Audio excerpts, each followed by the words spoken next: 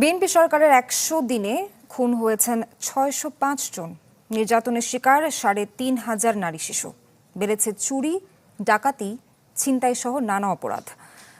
গবেষণা প্রতিবেদনে এ তথ্য জানিয়েছে টিআইবি। সংস্থাটির মতে ইতিবাচক উদ্যোগ থাকলেও দুর্নীতি প্রতিরোধ ও জবাবদিহি প্রতিষ্ঠায় উদ্যোগের ঘাটতি উদ্বেগজনক।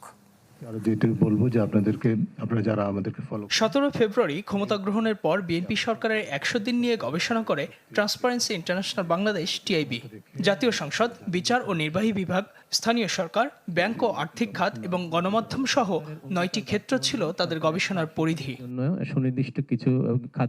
টিআইবির গবেষণা প্রতিবেদনে উঠে আসে, গত মার্চ এপ্রিলে দেশে ছিনতাই, চুরি, ডাকাতি, অপহরণ ও ধর্ষণের চিত্র ছিল উদ্বেগজনক।